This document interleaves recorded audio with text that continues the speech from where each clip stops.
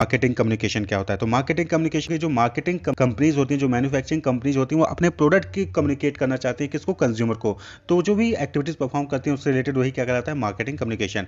Techniques that the company or a business individual uses to convey promotional message about their product and services। तो marketing communication क्या हो गया? वो technique हो गया किसका? मार्केटिंग कंपनीज का, या फिर किसी बिजनेस का, या फिर किसी इंडिविजुअल का, जो कि वो यूज़ करती हैं अपने मैसेज को, अपने प्रमोशनल मैसेज को, जो कि प्रोडक्ट या सर्विस से रिलेटेड होता है, उसको कंज्यूमर तक पहुंचाने के लिए। तो वही मार्केटिंग कम्युनिकेशन कहलाता है।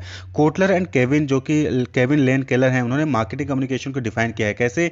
कि the means by which firms attempt to inform, persuade and remind their customer directly and indirectly of the product. यानी कि प्रोडक्ट के बारे में डायरेक्टली या इनडायरेक्टली कस्टमर को इन्फॉर्म करना, कस्टमर को परsuade करना, या फिर कस्टमर को रिमाइंड करना, उसके लिए जो भी वो अटेम्प्ट करते हैं वही क्या कहलाता है? मार्केटिंग कम्युनिकेशन कहलाता है।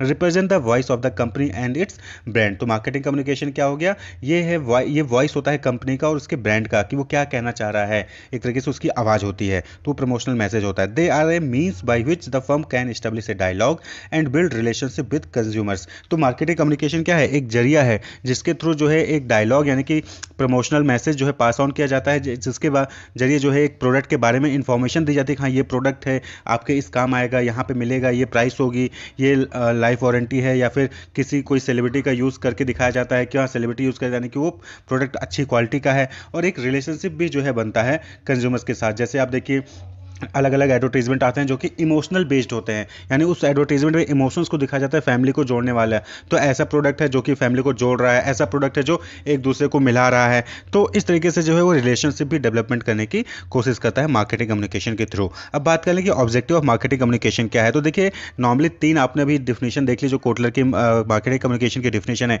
वहीं पर तीन जो है ऑब्जेक्टिव दिए हैं। पहला कि प्रोडक्ट के बारे में कस्टमर को इन्फॉर्म करना, दूसरा प्रोडक्ट को परचेज करने के लिए कस्टमर्स को परसुएट करना, और तीसरा अगर कस्टमर कभी कभी क्या होता है कि हम लोग माइंड से निकल जाता है तो उसको रिमाइंड कराते रहना कि हाँ मार्केट में ये प्रोडक्ट है और आप इसको परचेज कर सकते हैं, यानी कि जो बार बार एडवर्टीजमेंट्स आपके पास आते रहते हैं, दैट इज रिमाइंड कराना।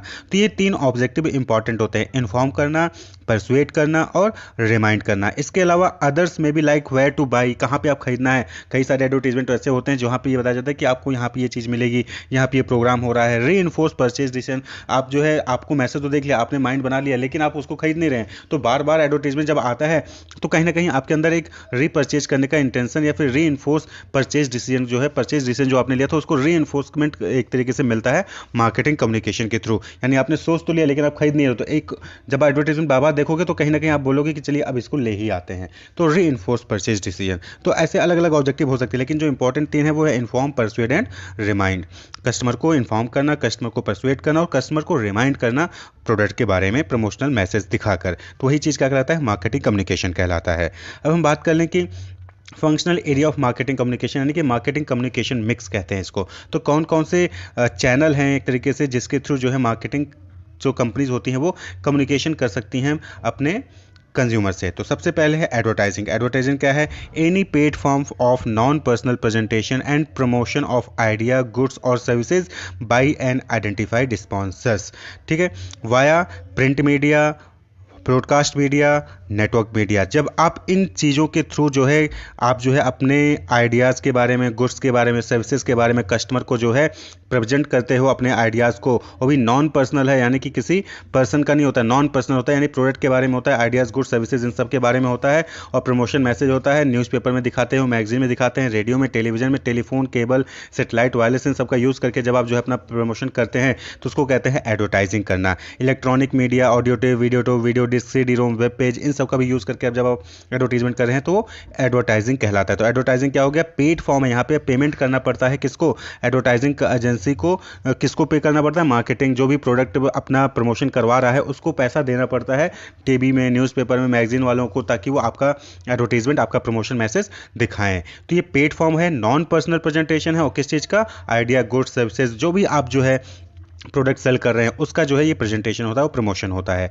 तो जब भी पेड फॉर्म होगा, नॉन पर्सनल प्रेजेंटेशन होगा और प्रमोशन होगा आइडिया गुड सर्विसेज का, तो वो क्या कहलाएगा, एडवर्टीजमेंट कहलाएगा। दूसरा है इसके साथ ही साथ डिस्प्ले मीडिया, जैसे बिलबोर्ड आप देखते होंगे, रोड पे जा रहे हैं, साइड में बड़ा सा बोर्ड लगा हुआ है, साइन लगे हुए हैं, पोस्टर्स लगे हुए हैं, तो ये भी क्या है, इनके थ्रू भी एडवर्टाइजिंग होती है, एजेंसीज एडवर्टाइजिंग करते हैं। तो इन सब के थ्रू तो जो क्या होता है, एडवर्टाइजिंग किया जाता है। दूसरा है सेल्स प्रमोशन। अब सेल्स प्रमोशन क्या हो गया कि शॉर्ट टर्म इंसेंटिव्स हो गए, ठीक है। यहाँ पे क्या होता है कि शॉर्ट टर्म इंसेंटिव, जिससे कि कस्टमर जो है वो परचेज करने के लिए मोटिवेट होता है या फिर ट्रायल करने के लिए जो है मोटिवेट होता है। अब सपोज करें कि आपने वो buy one get one free कर दिया, तो ये क्या है, सेल्स प्रमोशन का, buy one get one free, एक खरीदोगे दूसरा मिल जाएगा, buy two get two free, दो खरीदोगे दो फ्री मिल जाएगा। या फिर आपने कूपन्स दे दिए, या फिर आपने कोई प्राइस दे दिया, या फिर आपने कोई और स्वीप स्केप्स दे दिए। तो इस तरीके से जो है आप क्या कहते हैं, सेल्स प्रमोशन कहते हैं। फ्री ट्रायल करने के लिए आपने सैंपल दे दिया, तो सेल्स प्रमोशन का टेक्निक हो जाता है। तो कंज्यूमर प्रमोशन होता है और ट्रेड प्रमोशन होता है, जो कि हमने यूनिट 5 का वीडियो में डिस्कस इसको कर लिया है। कंज्यूमर प्रमोशन जैसे सैंपल, कूपन, प्रीमियम दे दिया, वहीं पे ट्रेड प्रमोशन करने के लिए एडवर्टाइजिंग और डिस्प्ले अलाउंस दे दिया। बिजनेस और सेल्स फोर्स प्रमोशन के लिए कंटेस्ट फॉर सेल्स रिप्रेजेंटेटिव के लिए हमने कंटेस्ट करवा लिया। तो यहाँ से जो बिजनेस और सेल्स फोर्स प्रमोशन होता है, वहाँ से भी आप इसको जो है प्रमोट कर सकते हैं। तो ये सेल्स प्रमोशन करने का टेक्निक हो गया। अब जो अगला है फंक्शनल एरिया में, वो है इवेंट एंड एक्सपीरियंसेस। यहाँ पे क्या होता है कि कंपनी स्पॉन्सर्ड एक्टिविटीज़ और प्रोग्राम्स कराए जाते हैं। कंपनी क्या करती है, वो स्पॉन्सर, जैसे आप देखते हो कि आईपीएल होता है तो वीवो जो है उसको स्पॉन्सर कर रही है, तो ये इवेंट हो गया, एक्सपीरियंस हो गया। कोई भी गेम हो गया, कोई स्पोर्ट हो गया, कोई आर्ट हो गया, इंटरटेनमेंट हो गया, कोई कॉज इवेंट हो गया, या जो लेस फॉर्मल एक्टिविटीज़ हो गए, तो इन सब में क्या होता है, ये इसको इवेंट एक्सपीरियंसेस कहते हैं। जितने भी आप टीवी सीरियल्स देखते हैं, सब में क्या होता है कि वीवो प्रेजेंट या फिर XYZ कंपनी प्रेजेंट दिस, तो ये क्या है, इवेंट होता है या फिर एक्सपीरियंस होता है। तो इसके थ्रू भी प्रमोशन होता है, कम्युनिकेशन होता है। पब्लिक रिलेशन एंड पब्लिसिटी, यहाँ पे भी क्या है कि प्रमोशन की जाती है। Variety of program directed internally to employee of the company or externally to consumer, other firms, the government and media to promote, protect a company image or its individual product communication। तो यहाँ पे हम कहते हैं public relation, public के साथ relationship develop करने के लिए बहुत सारी एक्टिविटीज परफॉर्म करते हैं। पब्लिसिटी कर रहे होता है, ये क्या है, ये नॉन पेड है, यानी कि यहाँ पे हम पेमेंट नहीं करते हैं नॉर्मली, लेकिन हमारी पब्लिसिटी हो जाती है। कुछ ऐसा हम काम करते हैं जिसकी वजह से हमारी पब्लिसिटी हो जाती है, हमारा नाम हो जाता है। जैसे सोनू सूद का आपने देखा था कि लॉकडाउन के टाइम पीरियड में सोनू सूद ने बहुत सारे काम किए, तो यहाँ पे क्या हुआ, वो उन्होंने काम किया, लोगों के लिए काम किया, इससे क्या हुआ, उनके पब्लिक रिलेशन तो बनी साथ ही साथ उनकी पब्लिसिटी भी हुई। तो ये क्या कहलाता है, एडवर्टीजमेंट करने का तरीका या कम्युनिकेशन का तरीका, कि आप कुछ ऐसा काम करते हो कि आपका पब्लिक रिलेशन बनता है और पब्लिसिटी भी डेवलप होती है। डायरेक्ट मार्केटिंग, डायरेक्ट मार्केटिंग में क्या होता है कि आप सीधे जो है कस्टमर्स को कॉल करके, मेल करके, टेलीफोन के यूज़ करके, फैक्स के यूज़ करके, या फिर इंटरनेट का यूज़ करके आप कम्युनिकेट करते हो डायरेक्टली कस्टमर से, तो उसको कहते हैं डायरेक्ट मार्केटिंग कहना। इसी तरह से इंटरेक्टिव मार्केटिंग होता है, जहाँ पे ऑनलाइन एक्टिविटीज़ या प्रोग्राम कंडक्ट कराए जाते हैं जिससे कि कस्टमर आपके साथ पार्टिसिपेट करता है उस प्रोग्राम में। तो इंटरेक्टिव बनाना यानी कि सामने वाला भी आपके साथ आके मिलकर उस चीज़ों को उस चीज़ों में पार्टिसिपेट करता है। तो डायरेक्टली इनडायरेक्टली जो है आपको आवाज़ उठाएगा, suppose raise awareness, improve image, या elicit sales of products, product की सेल्स को बढ़ावा देता है, अवेयरनेस को इंप्रूव करता है, तो इंगेज करता है कस्टमर्स को अपने साथ। जो भी प्रोस्पेक्ट कंज्यूमर्स हैं, डायरेक्टली इनडायरेक्टली उनको इंगेज कर लेना अपने साथ, तो इंटरेक्टिव मार्केटिंग कहलाता है। वहीं पे वर्ड ऑफ माउथ मार्केटिंग है। वर्ड ऑफ माउथ मार्केटिंग यहाँ पे क्या होता है कि पीपल टू पीपल, ओरल या रिटेल या इलेक्ट्रॉनिक कम्युनिकेशन होता है। यानी कि वर्ड ऑफ माउथ में क्या होता है कि ओरल, वर्ड ऑफ माउथ में क्या होगी, आपने प्रोडक्ट परचेज किया, आपको प्रोडक्ट अच्छा लगा तो आपने किसी दूसरे को बताया। आप किसी प्रोग्राम में गए थे, स्पॉन्सर्ड प्रोग्राम में गए थे, आपको प्रोग्राम बहुत अच्छा लगा तो आपने किसी तीसरे को बताया, तीसरे चौथे को बताया। इस तरीके से क्या हुआ, कम्युनिकेशन होते चला जा रहा है, oral word of mouth communication, तो WOM भी कहते हैं इसको। तो वर्ड ऑफ माउथ मार्केटिंग या कम्युनिकेशन भी इसको कहा जाता है। तो ये कुछ फंक्शनल एरियाज हैं मार्केटिंग, कम्युनिकेशन, मार्केटिंग मिक्स के। इस तरीके से पर्सनल सेलिंग है। पर्सनल सेलिंग जहाँ पे क्या होता है कि फेस टू फेस इंटरेक्शन होता है with one or more prospective purchaser of the purpose of making presentation, answering question and procuring orders. तो ये आपने पर्सनल सेलिंग आपने बाकायदा सेल्स एंड मार्केटिंग में पढ़ाई है, अपने सेल्स एंड रिटेल में। तो पर्सनल सेलिंग में क्या हो जाता है कि यहाँ पे पर्सनली जो है जो सेल्स रिप्रेजेंटेटिव होता है वो कस्टमर तक जाता है, उनको प्रोडक्ट के बारे में डेमोस्ट्रेट करता है, प्रोडक्ट के बारे में बताता है और उनको मोटिवेट करता है कि वो आपके प्रोडक्ट को परचेज कर लें, और फाइनली जो है ऑर्डर्स को प्रोक्योर भी कर लेता है कि हाँ आप ऑर्डर लेने के लिए तैयार हो जाते हो और फिर आपका जो है सेल डन हो जाता है। तो और जो भी डाउट्स होते हैं कस्टमर के उसको भी तुरंत आप जो यहाँ पे आंसर कर देते हो, प्रेजेंटेशन करते ही करते हो, तो इसको कहते हैं personal selling. Face to face interaction हो रहा है कंज्यूमर और जो है सेल्स रिप्रेजेंटेटिव के बीच में। तो ये 8 टेक्निक्स होते हैं कम्युनिकेशन, मार्केटिंग, कम्युनिकेशन करने के तरीके। Advertising, sales promotion, event and experiences, public relation, publicity, direct marketing, interactive marketing, word of mouth marketing, personal selling, ये सारे क्या हैं मार्केटिंग कम्युनिकेशन मिक्स ही कहते हैं। तो इंटीग्रेटेड मार्केटिंग कम्युनिकेशन क्या होगा? देखिए, इंटीग्रेटेड का मतलब क्या होता है कि जोड़ देना, यानी कि डिफरेंट डिफरेंट पार्ट को इकट्ठा कर देना। तो मार्केटिंग कम्युनिकेशन अभी आपने देखा क्या होता है। तो जब इंटीग्रेटेड मार्केटिंग कम्युनिकेशन का मतलब कि जब आप different different marketing communication platform का यूज़ करके कस्टमर्स को अपना एडवर्टाइजमेंट शो करते हैं, तो वही चीज़ इंटीग्रेटेड मार्केटिंग कम्युनिकेशन कहलाता है। यानी कि the use of different marketing channels and tools in combination, यानी कि सभी टूल्स को मिलाकर, यानी कि सिर्फ आप जो है न्यूज़पेपर में एडवर्टाइजमेंट नहीं दे रहे हो, या फिर सिर्फ आप रेडियो या फिर टीवी में नहीं दोगे, आप न्यूज़पेपर में एडवर्टाइजमेंट दोगे, टीवी का भी यूज़ करोगे, रेडियो का भी यूज़ करोगे, डिजिटल प्लेटफॉर्म का भी यूज़ करोगे, यूट्यूब का भी यूज़ करोगे, यानी कि जो भी प्लेटफॉर्म्स अवेलेबल हैं सभी प्लेटफॉर्म का यूज़ करके जब आप कम्युनिकेशन करते हैं कस्टमर से, अपना प्रमोशनल मैसेज उसको दिखाते हैं, तो वही चीज़ क्या कहलाता है? Integrated marketing communication.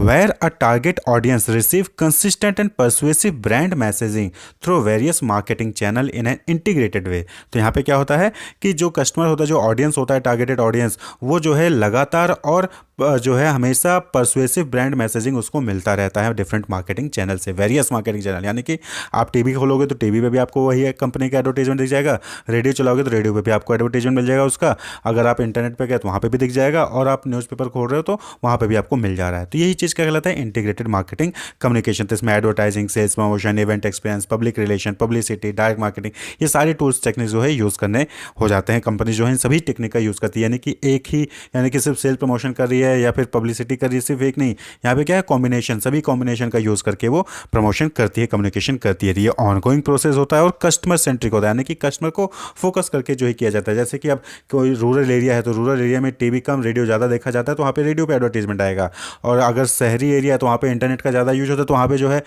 इंटरनेट पे जो है ज़्यादा एडवर्टीजमेंट्स किए जाएंगे।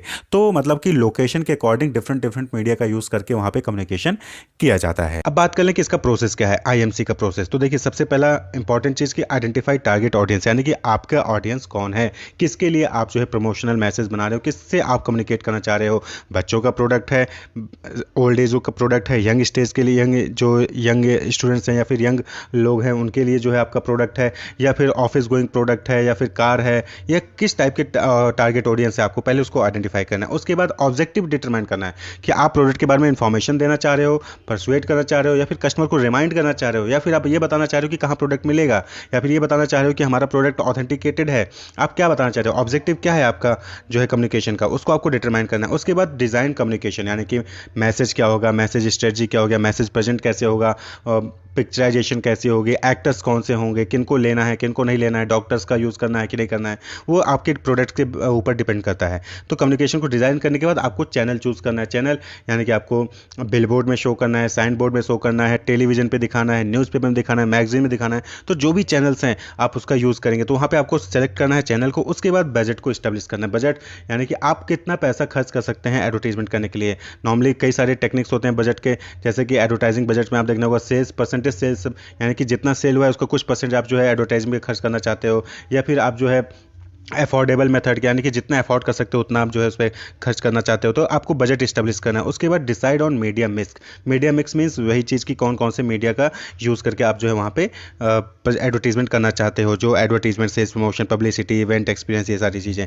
फिर मेजर रिजल्ट। मेजर रिजल्ट ये कि यानी कि आपने जो भी एडवर्टीजमेंट किया, जितना भी खर्चा किया, उसके बेसिस पे आपके सेल्स में क्या इंक्रीमेंट हुआ है, क्या सेल्स इंक्रीज हुई है, फिर डिक्रीज हुई है, फिर उतनी है जितनी थी, तो आप उसको क्या करते हो, मेजर करते हो। और फिर उसके अकॉर्डिंग क्या करते हो, आप जो है मैनेज करते हो किसको, आईएमसी को, यानी कि उसमें कुछ चेंज करने की जरूरत है या कम करना है, ज़्यादा करना है, चैनल को चेंज करना है, वो सारी चीज़ें आप उसको मैनेज करते हो। तो ये आईएमसी का प्रोसेस हो गया कि आइडेंटिफाई टारगेट ऑडियंस, फिर determine the objective, design the communication, select channel, then establish budget, then decide on media mix, then measure the result, and then manage integrated marketing communication. ये आपका IMC होगा। जैसे कि आपको पता होगा कि किसी भी पर्सन को आइडेंटिफाई करने के लिए, उसको रिकॉग्नाइज करने के लिए, उसको डिफरेंशिएट करने के लिए हम उसको एक नाम देते हैं। उसी तरीके से प्रोडक्ट को आइडेंटिफाई करने के लिए, डिफरेंशिएट करने के लिए, एक सेलर से दूसरे सेलर के प्रोडक्ट को आइडेंटिफाई, डिफरेंशिएट करने के लिए, रिकॉग्नाइज करने के लिए उसको एक नाम दिया जाता है। तो उसी को हम क्या कहते हैं, ब्रांड।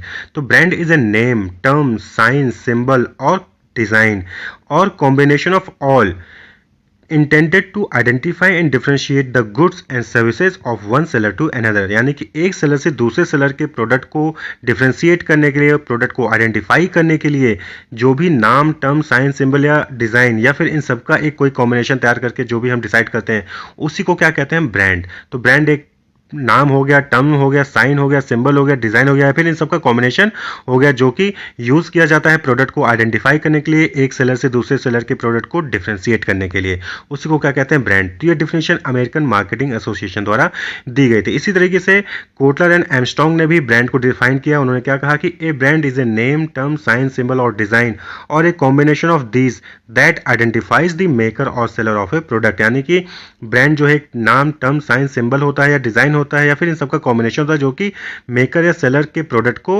आइडेंटिफाई करने के लिए यूज़ किया जाता है। तो कोटलर, एमस्ट्रॉन्ग और अमेरिकन मार्केटिंग एसोसिएशन दोनों की डेफिनेशन जो है ब्रांड की वो नियरली सेम है। तो ये ब्रांड होता है name, term, sign, symbol, design या फिर कॉम्बिनेशन ऑफ ऑल दिस। अब बात करते हैं कि ब्रांड एडवांटेज ऑफ ब्रांड। अब ब्रांड के कुछ एडवांटेज भी होते हैं कि जब आप ब्रांड नेम डिसाइड करते हैं किसी प्रोडक्ट के लिए तो उसके कुछ एडवांटेज भी होते हैं, जैसे कि आइडेंटिफिकेशन ऑफ प्रोडक्ट, यानी कि आपके प्रोडक्ट को इजीली कस्टमर द्वारा आइडेंटिफाई किया जा सकता है अगर आप ब्रांड यूज़ करते हैं। उसी तरीके से ब्रांड नेम जो है वो हेल्प करता है डिफरेंशिएशन ऑफ प्रोडक्ट में। कस्टमर आपके प्रोडक्ट को दूसरे कंपनी के प्रोडक्ट से डिफरेंशिएट कर सकता है। लीगल प्रोटेक्शन, ब्रांड जो है वो लीगल प्रोटेक्शन प्रोवाइड करता है आपको। कंपिटिटिव एडवांटेज, आप कंपटीशन को इजीली फेस कर सकते हैं। ब्रांड अच्छा होगा तो आपको कंपटीशन में एडवांटेज मिलेगा। इसी तरह से signal of quality product, brand represent करता है कि आपका जो प्रोडक्ट है वो क्वालिटी प्रोडक्ट होगा। रिस्क रिड्यूसर, यानी कि ये रिस्क को रिड्यूस करता है कस्टमर के पॉइंट ऑफ व्यू से। अगर ब्रांडेड प्रोडक्ट कस्टमर परचेज करता है तो वो ये एश्योर होता है कि हाँ उसमें रिस्क कम होगा, आपका वो प्रोडक्ट जो है अच्छी क्वालिटी होगा, अच्छा ड्यूरेबल प्रोडक्ट होगा। इजी टू प्रमोट, प्रमोशन में हेल्प करता है ब्रांड। फर्म में be able to charge a premium price for the brand, यानी कि फर्म जो है अगर ब्रांड अच्छा है तो फर्म जो है उसके लिए प्रीमियम प्राइस भी चार्ज कर सकता है। Helps in introducing a new product, अगर फर्म जो है कोई नया प्रोडक्ट इंट्रोड्यूस करना चाहती है तो अगर उसका ऑलरेडी एक ब्रांड चल रहा है तो उसका यूज़ करके नए प्रोडक्ट को भी इजिली लॉन्च कर सकता है। Helps in repeat purchase by customer, customer द्वारा रिपीट परचेज करने में भी हेल्प करता है ब्रांड, यानी कि अगर एक बार कस्टमर ने कोई ब्रांड का प्रोडक्ट परचेज किया तो दोबारा जाएगा तो दोबारा वो ब्रांड ही उस ब्रांड का प्रोडक्ट को मांगेगा। क्यों? क्योंकि उसको अच्छा लगेगा, रिपीट परचेज में हेल्प होता है, मेमोरेबल होता है। डिसएडवांटेज क्या है ब्रांड के? तो दो डिसएडवांटेज हैं। एक तो ब्रांडिंग इन्वॉल्व ह्यूज कॉस्ट, यानी कि ब्रांडिंग यानी कि नाम डिसाइड करने में कॉस्ट इन्वॉल्व होता है तो ये कॉस्टली होता है। दूसरा कि if brand get bad reputation then it is very difficult to regain the good position, यानी कि अगर एक बार आपका ब्रांड बैड रेपुटेशन पा जाता है, मार्केट में बैड रेपुटेशन हो जाता है बैड ब्रांड का, तो फिर दोबारा से एक गुड पोजीशन रीगेन करने में प्रॉब्लम होती है, यानी कि उस ब्रांड को दोबारा यूज़ नहीं कर सकते आप। तो ये डिसएडवांटेज भी होता है। तो ये है एडवांटेज और डिसएडवांटेज ऑफ ब्रांड। अब हम बात कर लें कि ब्रांड नेम सिलेक्शन, यानी कि आपको ब्रांड नेम सिलेक्शन में क्या क्या चीज़ें ध्यान रखना चाहिए, किन किन बातों का ध्यान रखना चाहिए। तो पहला आता है ब्रांड एलिमेंट चॉइस क्राइटेरिया, यानी कि जो भी आप ब्रांड नेम रखने जा रहे हैं वो कैसा होना चाहिए, उसके एलिमेंट्स कैसे होने चाहिए। तो 6 क्राइटेरिया हैं जो कि कोई भी ब्रांड नेम फुलफिल करना चाहिए। फर्स्ट 3 क्राइटेरिया जो है वो ब्रांड बिल्डिंग, यानी कि ब्रांड बिल्डिंग के लिए इंपॉर्टेंट होते हैं। दूसरा जो लास्ट के 3 होते हैं वो डिफेंसिव होते हैं, यानी कि आपके ब्रांड को प्रोटेक्ट करते हैं। तो पहला है मेमोरेबल, यानी कि जो आपका ब्रांड नेम होना चाहिए, टर्म, साइन, सिंबल, डिज़ाइन जो भी है वो ऐसा होना चाहिए जो मेमोरेबल हो, जो कस्टमर द्वारा इजिली याद किया जा सके और याद रखा जा सके। दूसरा है मीनिंगफुल, यानी कि जो भी आप brand name, term, sign, symbol use कर रहे हैं उसका कोई ना कोई मीनिंग होना चाहिए जो कि आपके प्रोडक्ट को, आपकी कंपनीज को, मिशन को, विजन को रिप्रेजेंट करे, वो मीनिंगफुल होना चाहिए। तीसरा लाइकेबल, यानी कि ऐसा नेम, ऐसा टर्म, साइन, सिंबल होना चाहिए जो लाइक किया जाए कस्टमर द्वारा, सभी पीपल द्वारा। फिर है ट्रांसफरेबल, जो डिफेंसिव है। ट्रांसफरेबल यानी कि आपके प्रोडक्ट का, आपके ब्रांड ऐसा होना चाहिए जो ट्रांसफर किया जा सके, यानी कि एक प्रोडक्ट से दूसरे प्रोडक्ट में भी उसको यूज किया जा सके ताकि आप नए प्रोडक्ट को लॉन्च कर सकें, ऐसा आपका ब्रांड होना चाहिए, ट्रांसफरेबल होना चाहिए। ठीक, can be use to introduce new product और कैटेगरीज। देन है अडेप्टेबल, यानी कि सभी द्वारा उसको अडाप्ट किया जा सके, ऐसा ब्रांड होना चाहिए। और देन प्रोटेक्टेबल, यानी कि आपका ब्रांड प्रोटेक्टेबल होना चाहिए, उसको आप रजिस्टर्ड कर सके, उसको trademark as a trademark use कर सके, ऐसा ब्रांड होना चाहिए। तो ये 6 क्राइटेरिया हैं जो कि अगर आपका ब्रांड नेम, जो भी आपने name, term, sign, symbol choose किया है वो 6 क्राइटेरिया को फुलफिल करता है तो आपका ब्रांड एक अच्छा ब्रांड बन सकता है। देन आता है कि डिवाइजिंग ब्रांडिंग स्ट्रेटजी, यानी कि ब्रांडिंग स्ट्रेटजी क्या हो सकती है किसी भी प्रोडक्ट को नाम देने के लिए, टर्म देने के लिए, साइन देने के लिए। तो branding strategy often called as brand architect, यानी कि ब्रांड को बनाना, तो ब्रांड आर्किटेक्ट भी कहते हैं ब्रांडिंग स्ट्रेटजी को। तो ए फर्म हैज 3 नेमिंग चॉइस, यानी कि एक किसी भी फर्म के पास 3 चॉइस होते हैं किसी भी प्रोडक्ट को नाम देने का। एक तो है develop new brand element for a new product, यानी कि आपने कोई नया प्रोडक्ट बनाया तो उसके लिए एक नया ब्रांड आप डेवलप करिए। दूसरा ऑप्शन हो सकता है कि apply some of its existing brand elements, यहाँ पे स्पेलिंग है मिस्टेक है, ध्यान दीजिएगा ब्रांड की। तो apply some of its existing brand element, यानी कि जो ऑलरेडी कोई आपने ब्रांड बना रखा है उसी को अप्लाई कर लीजिए नए प्रोडक्ट के लिए। या फिर use A combination of new and existing brand element, यानी कि आप जो है एक पुराने जो एग्जिस्टिंग ब्रांड है उसका यूज़ करके एक नया ब्रांड एलिमेंट यूज़ करके एक नया कॉम्बिनेशन तैयार करें। तो इन 3 तरीकों से आप जो है आप अपने ब्रांड नेम चॉइस कर सकते हैं। तो जब कंपनी या फर्म जो है किसी इस्टेब्लिश्ड ब्रांड को यूज़ करती है नए प्रोडक्ट को इंट्रोड्यूस करने के लिए, तो इस स्ट्रेटजी को क्या कहते हैं? Brand extension. ब्रांड एक्सटेंशन यानी कि आपने ऑलरेडी कोई एक प्रोडक्ट को ब्रांड नेम दिया था, उसी में आपने दूसरा प्रोडक्ट भी लॉन्च करवा दिया उसी ब्रांड नेम से, तो उसको हम क्या कहते हैं? Brand extension. When firm uses established brand to introduce new product. Then combine new brand with existing brand, तो उसको हम क्या कहते हैं? सब ब्रांड। जब आप कोई नया ब्रांड पुराने ब्रांड के साथ कंबाइन करके एक नया ब्रांड बनाते हैं तो उसको हम क्या कहते हैं? सब ब्रांड कहते हैं। इसी तरीके से existing brand that gives birth to brand extension और sub brand is the parent brand, यानी कि जो पुराना ब्रांड था जिसका यूज करके आपने ब्रांड एक्सटेंशन किया या फिर सब ब्रांड बनाया, उसी को हम क्या कहते हैं? पेरेंट ब्रांड कहते हैं। अब हम बात कर लें कि ब्रांड नेम डिसीजन, यानी कि जो ब्रांड नेम हम कैसे रख सकते हैं। तो आपके पास उसके पास ऑप्शन है, या तो individual name. Individual name strategy क्या है कि different brand name for different product. आप क्या करते हैं? अलग अलग प्रोडक्ट के लिए अलग अलग ब्रांड नेम डिसाइड करते हैं। जैसे हेड एंड शोल्डर, पैंटीन, ये दोनों क्या है?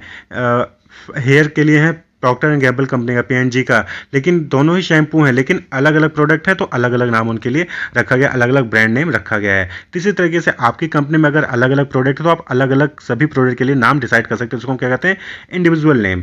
दूसरा है सेपरेट फैमिली नेम, यानी कि अलग अलग प्रोडक्ट लाइन के लिए आप अलग अलग ब्रांड डिसाइड कर सकते हैं, अलग अलग प्रोडक्ट नहीं, अलग अलग प्रोडक्ट लाइन के लिए। ठीक है, जैसे हिंडाल्को एल्युमिनियम से रिलेटेड जो भी उनके प्रोडक्ट है उन्होंने हिंडाल्को रखा है, उसी तरीके से सीमेंट के लिए अल्ट्राटेक रखा है, टेलीकॉम में आइडिया रखा है आदित्य बिरला ग्रुप ने। तो यानी कि अलग अलग प्रोडक्ट लाइन के लिए अलग अलग ब्रांड नेम डिसाइड करना, तो इस स्ट्रेटजी को कहते हैं सेपरेट फैमिली नेम। फिर आप ब्लैंकेट फैमिली नेम या कॉर्पोरेट अम्ब्रेला भी कहते हैं, फिर कंपनी ब्रांड नेम, यानी कि आप कंपनी के नाम से ही यानी एक ही ब्रांड नेम में आप सभी प्रोडक्ट को सेल करते हैं।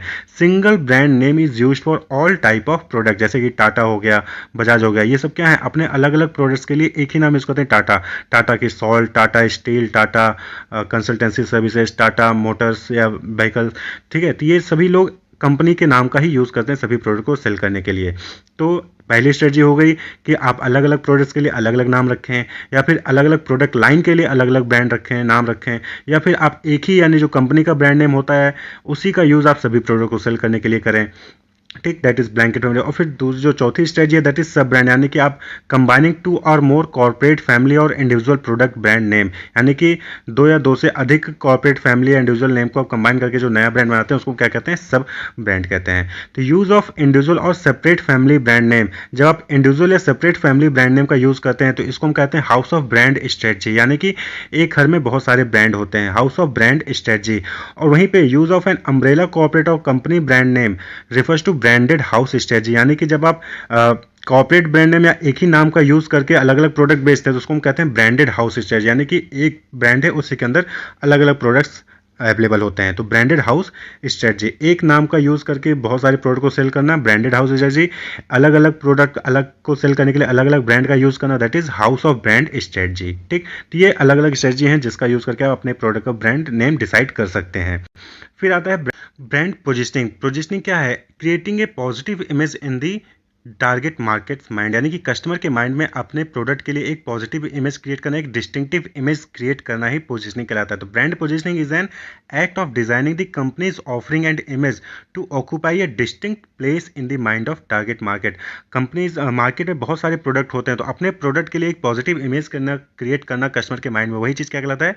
Brand positioning. ये फिलिप कोटलर द्वारा दिया गया था। तो ऑब्जेक्टिव क्या है ब्रांड पोजिशनिंग का? ऑब्वियस सी बात है, to create a distinctive place of a product in the minds of customer, to provide एक competitive edge to a product, यानी कि एक कंपटीशन को फेस करने के लिए एक कम्पिटिटिव एज प्रोवाइड करता है brand positioning. To give target the reason of buying, target market जो है, टारगेट कस्टमर जो है, उनको एक रीजन मिलता है आपके प्रोडक्ट को परचेज करना। कैसे? ब्रांड पोजिशनिंग के द्वारा, जब आप एक अपनी कंपनी की ऑफरिंग को एक पॉजिटिव इमेज क्रिएट करते हैं कस्टमर के माइंड में। स्ट्रेटजीज क्या हो सकती हैं कंपनीज को द्वारा जो ब्रांड पोजिशनिंग करते हैं? तो अपने ब्रांड की पोजिशनिंग कैसे कैसे कर सकते हैं, क्या स्ट्रेटजीज होती हैं? तो एट्रीब्यूट पोजिशनिंग, जिसमें क्या करती है कंपनी पोजिशन इट्ससेल्फ और एन एट्रीब्यूट, यानी कंपनी अपनी पोजीशन करती है या फिर अपने किसी एट्रीब्यूट की, जैसे कि हम सबसे बड़ी कंपनी है या फिर हम बहुत साल पुरानी कंपनी है, ठीक है, तो एट्रीब्यूट की पोजीशनिंग करती है। इसी तरीके से बेनिफिट पोजीशनिंग भी आप कर सकते हैं। The product is positioned as the leader in a certain benefit, यानी कि वो बेनिफिट कोई और कंपनी नहीं दे सकती, सिर्फ आपका प्रोडक्ट दे सकता है। इस तरीके से आप अपनी पोजीशनिंग करते हैं। इसी तरह से कंपटीटर पोजीशनिंग, आप the product claims to be better in some way than a named competitor, यानी कि आपका प्रोडक्ट आपके कंपटीटर से अच्छा होता है। जैसे कि आप डिटर्जेंट्स में नॉर्मली देखते हैं कि दूसरे डिटर्जेंट को यूज़ करेंगे तो आपको उतनी सफाई नहीं मिलेगी, लेकिन अगर आप हमारा प्रोडक्ट यूज़ करते हैं, हमारा डिटर्जेंट यूज़ करते हैं तो आपको ज़्यादा सफाई मिलेगी। तो दैट इज़ कंपटीटर पोजीशनिंग। इसी तरीके से क्वालिटी और प्राइस पोजीशनिंग, यहाँ पे product is positioned as offering the best value. Quality के केस में आप क्या करते हैं, दिखाते हैं कि सबसे अच्छी क्वालिटी का प्रोडक्ट हम ऑफर करते हैं या फिर कम प्राइस में हम अच्छी क्वालिटी आपको ऑफर करते हैं। इसी की तरह प्रॉब्लम सॉल्वर, यानी कि आप अपने आप को एक इस तरीके से फोकस करते हैं, आप पोजीशन करते हैं कि आप किसी पर्टिकुलर प्रॉब्लम को सॉल्व करनी है तो आपको सिर्फ हमारे प्रोडक्ट को यूज़ करना चाहिए। तो इस तरीके से आप ब्रांड पोजीशनिंग कर सकते हैं। अब हम बात कर लें ब्रांड पोर्टफोलियो। पोर्टफोलियो मीन्स होता है लिस्ट ऑफ इन्वेस्टमेंट्स या लिस्ट ऑफ एक्टिविटीज़।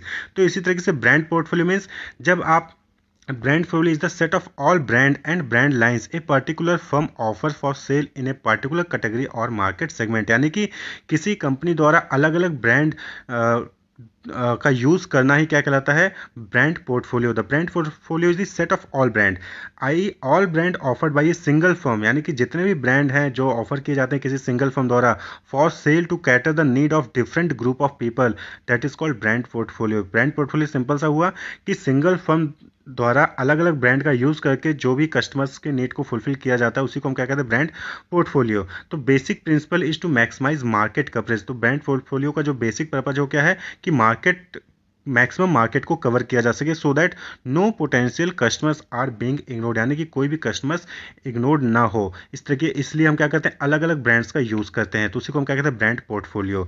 तो role of brand in brand portfolio, यानी कि क्या ब्रांड पोर्टफोलियो का क्या यूज़ है ब्रांड में। तो एक होता है फ्लैंकर ब्रांड। फ्लैंकर ब्रांड यानी कि also known as fighter brand, इसको हम फाइटर ब्रांड भी कहते हैं। ये क्या करता है, कंपटीशन यानी कंपटीशन को फेस करता है, कंपटीटर से फाइट करता है। Position with respect to competitor, इसको हम पोजीशन कैसे करते हैं, with respect to competitor. To protect existing brand, यानी कि ऑलरेडी हमारा मार्केट में कोई ब्रांड चल रहा है उसको प्रोटेक्ट करने के लिए हम क्या करते हैं, एक नया ब्रांड लॉन्च कर देते हैं, तो उसको हम क्या कहते हैं, फ्लैंकर ब्रांड, जो कंपटीशन को फेस करता है, कंपटीटर को कम्पीट करता है, जिससे कि हमारा जो एग्जिस्टिंग ब्रांड है वो चलता रहे और जो कंपटीटर है वो सिर्फ फ्लैंकर ब्रांड से ही हमारा उलझा रहे। ठीक, इस टाइप के ब्रांड को कहते हैं फाइटर ब्रांड या फ्लैंकर ब्रांड। इसी तरीके से कुछ ब्रांड्स होते हैं जिनको हम कहते हैं cash cow brand, brand that earn profit necessary to survival. ये ऐसे ब्रांड होते हैं जो सिर्फ प्रॉफिट अर्न करते हैं और नेसेसरी होते हैं उनको सर्वाइव, हमारी कंपनी की सर्वाइव रखने के लिए। Can not be, in brand को आप हटा नहीं सकते, क्यों, क्योंकि आपको इनसे हमेशा फायदा होता रहता है। ये कैश काउ है, आपको हमेशा कैश मिलता रहता है। इसी तरीके से होता है लो एंड एंट्री लेवल ब्रांड, यानी कि आप यहाँ पे ये ऐसा ब्रांड होता है जहाँ पे आप कम प्राइस में प्रोडक्ट को सेल करते हैं, product that is offered at less price. ठीक, low end entry level brand focus to bring customer at least once into the company brand portfolio. इसका फोकस क्या होता है, यानी कि आप कम प्राइस में प्रोडक्ट को सेल क्यों करते हैं, ताकि जो कस्टमर्स है वो एक बार आपके ब्रांड पोर्टफोलियो में एंटर कर जाए। उसके बाद फिर आप क्या कर सकते हैं, then persuade to buy higher priced product. उसके बाद आप उनको परसुएट कर सकते हैं कि आप कि जो हायर प्राइस्ड प्रोडक्ट है उनको परचेज कर सके। जैसे आप किसी में भी देखते हो, किसी भी कंपनी में, हीरो मोटोकॉर्प हो गया या फिर कोई और कंपनी हो गई, उसमें क्या होता है कि आप सस्ते से सस्ता और महंगे से महंगा प्रोडक्ट रहते हैं। जैसे CD Dawn, Platina, CD Deluxe, ये क्या है, सस्ते प्रोडक्ट्स हैं। वहीं पे करिश्मा, इग्निटर, इम्पल्स, अचीवर, ये हाई प्राइस प्रोडक्ट हैं। तो सस्ते वाले प्रोडक्ट इसलिए रखे जाते हैं ताकि उसको एक बार आप परचेज करें, उसके बाद आप फिर हाई प्राइस के लिए आप परसुएट किए जा सके। तो लो end entry level brand.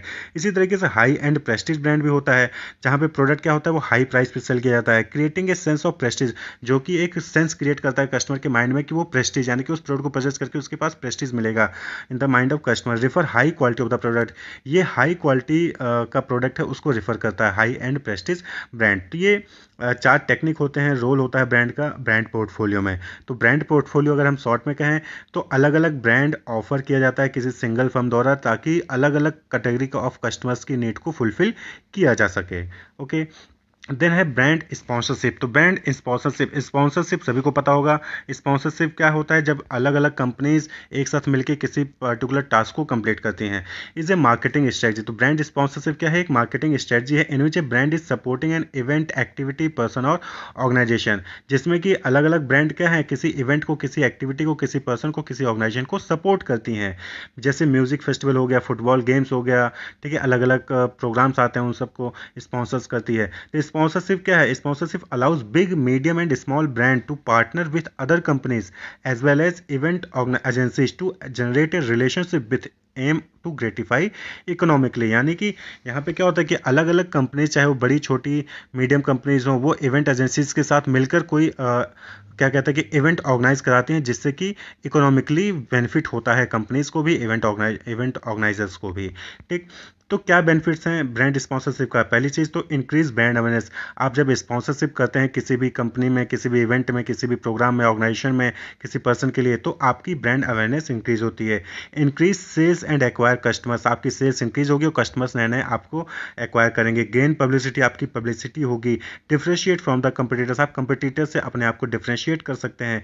Increase CSR reputation public brand image. आपकी जो कॉर्पोरेट सोशल रिस्पॉन्सिबिलिटी है, रेपुटेशन है, वो इंक्रीज होगी। ब्रांड इमेज आपकी जो है इंक्रीज होगी। जैसे कि आप चैरिटी करते हैं किसी कॉज में, सोशल कॉज में, आप जो है फाउंडेशन में किसी चैरिटेबल इवेंट ऑर्गेनाइज कराते हैं, तो ऐसे केस में आपकी जो CSR रेपुटेशन है वो इंक्रीज होती है, ब्रांड इमेज भी इंक्रीज होती है। तो ब्रांड स्पॉन्सरशिप सभी ब्रांड के लिए इंपॉर्टेंट होता है। आपको स्पॉन्सर्स करते रहना चाहिए कोई ना कोई सोशल कॉज के लिए, किसी सोशल कॉज के लिए आपको किसी फाउंडेशन में चैरिटी करते रहना चाहिए, एक्टिविटी, पर्सन या ऑर्गेनाइजेशन के लिए स्पॉन्सरशिप करते रहना चाहिए। इससे आपकी इमेज, आपकी क्या कहते हैं कि प्रॉफिटेबिलिटी इंक्रीज होती है। अब हम बात करें ब्रांड इक्विटी क्या होता है। तो इक्विटी का मतलब क्या होता है, वैल्यू, वैल्यू ऑफ समथिंग। तो इसी तरीके से ब्रांड इक्विटी का मतलब क्या हुआ, the value of the brand. ठीक, refers to value of brand, refers to the consumers think, feel, act with respect to brand as well as prices, market share, profitability। यानी कि कोई भी कस्टमर आपके प्रोडक्ट के बारे में, आपके ब्रांड के बारे में क्या सोचता है, कैसे फील करता है, कैसे एक्ट करता है, उसी को हम क्या कहते हैं, वैल्यू ऑफ ब्रांड। ठीक, तो ये brand with high level of awareness. Brand equity में भी positive as well as negative. जो ब्रांड इक्विटी है वो किसी भी ब्रांड के लिए पॉजिटिव भी हो सकती है, नेगेटिव भी हो सकती है, यानी कि अच्छी वैल्यू हो सकती है और पुअर वैल्यू भी हो सकती है।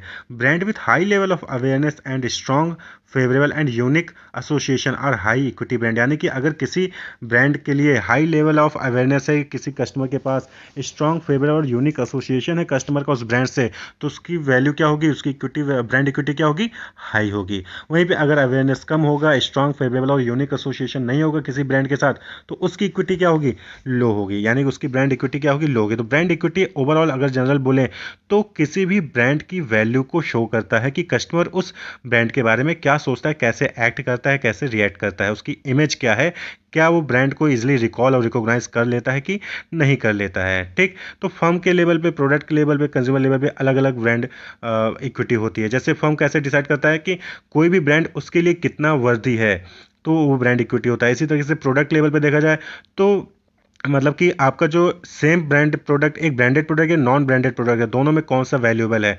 इसी तरीके से कंज्यूमर के लेवल पे देखें तो ब्रांड अवेयरनेस बेसिस पे जज करते हैं कि कितना ब्रांड के बारे में कंज्यूमर क्या थिंक करता है, क्या फील करता है, क्या कैसे एक्ट करता है। तो brand equity means value of the brand in the mind of customers, in the mind of consumers.